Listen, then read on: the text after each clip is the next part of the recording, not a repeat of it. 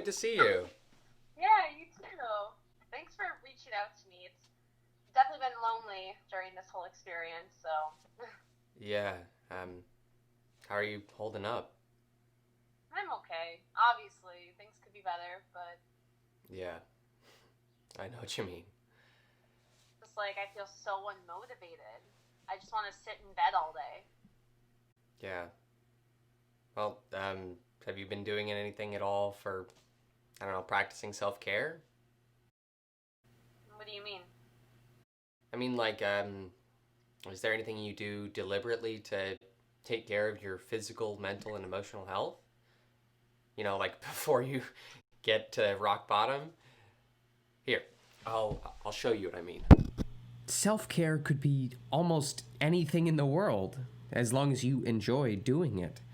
And not everybody's self-care is going to look the same either. I mean, one person's self-care could look like waking up a half hour earlier to go on a run or a bike ride, while another person could choose to sleep in a little bit longer to make sure they get enough rest. Even my own self-care can change depending on what I need that day.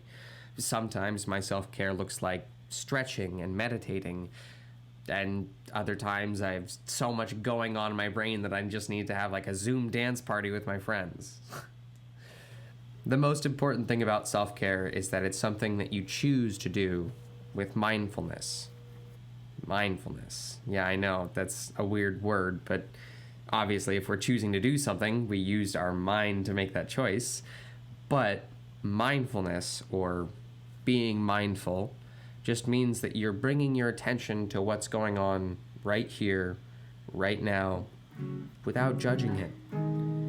So whatever you're doing, let it be fun. Let it be relaxing. Let it be whatever you need.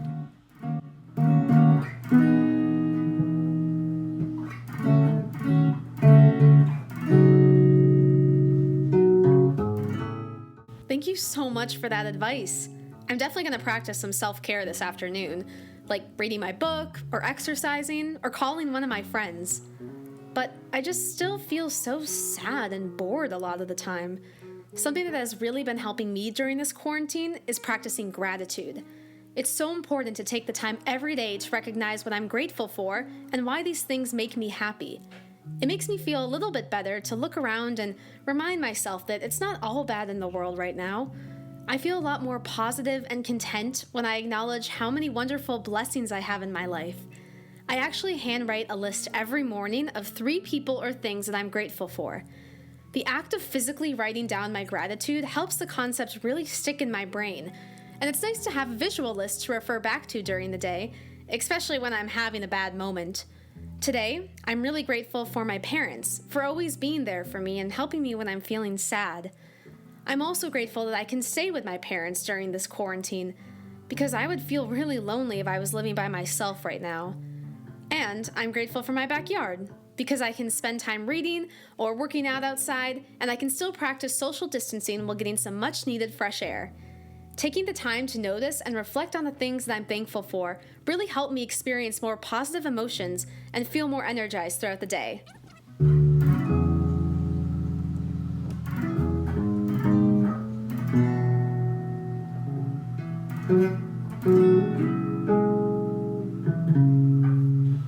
You know what? I am grateful for some things at this time, but a lot of this is also really frustrating. Sometimes I feel as though I need an outlet for all this stress building up inside of me, and I can't always be 100% mindful or present.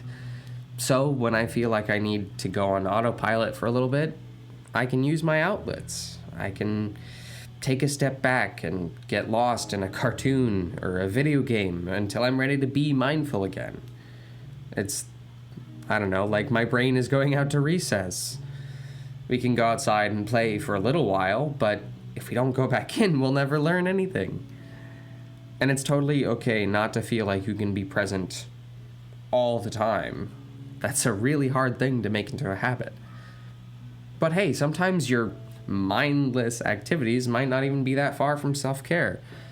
When I was in school, I would draw in my notebooks because sometimes it's hard for me to practice focused listening when my body's completely still, you know? But if I take time out to choose to draw, that activity can become self-care.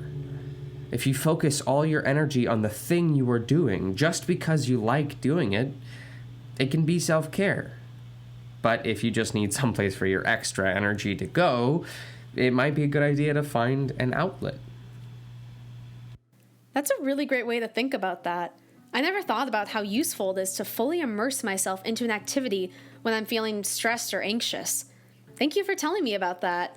I've just been having a really difficult time staying motivated throughout this quarantine experience. It feels like I never want to do anything ever. But then, if I sit around doing nothing all day, I feel so much worse.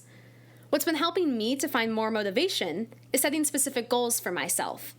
That way, I can hold myself accountable, and it's easier to stay disciplined when I'm trying to achieve a certain outcome. The key to setting goals is to make sure that they're specific and realistic. For example, one of my current goals is to be able to hold a handstand for 5 seconds by July 1st. I would say that's a pretty realistic goal for me, because I've been getting better at balancing against the wall, but it's definitely going to be a challenge to balance without any support by the end of June.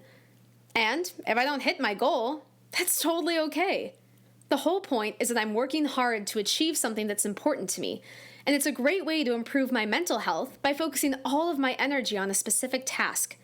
Setting goals gives me motivation and helps me to organize my time so that I can make the most of my day.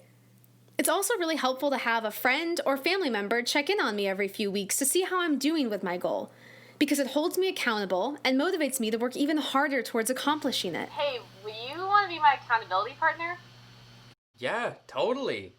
You know what? I was actually thinking I need to work on my handstand too, so maybe we could work on it together. How about we check in with each other like once a week to see how we're progressing? Yeah, that sounds awesome. Honestly, it will be so much fun to work with someone else than just doing these goals by myself. Yeah. And honestly, thank you for all of those tips and tricks you were sharing with me earlier. I've been feeling pretty aimless recently in this pandemic, and I think your ideas about, setting goals and writing down what I'm thankful for could really help to give me a sense of direction. So, thank you. Yeah, of course. And, I've also been feeling pretty sad and anxious during this whole experience, so I think it will be really good for me to take the time every day to practice self-care and find some outlets for myself. I don't feel like I've really been taking care of my mental health lately, honestly, so I need to dedicate more time to doing mindful activities that help me to relax and keep my tank full. Yeah, well, that's totally understandable. I think a lot of people are feeling that way. But that's why it's important for us to connect with each other, and we can help each other give advice on what's worked for us. Yeah. Yeah. Well, thank you. And I guess I'll talk to you next week about that handstand. Yes. See how that's going. All right. Well, thanks, and I'll talk to you later. Yeah. See you later. Bye. Bye-bye.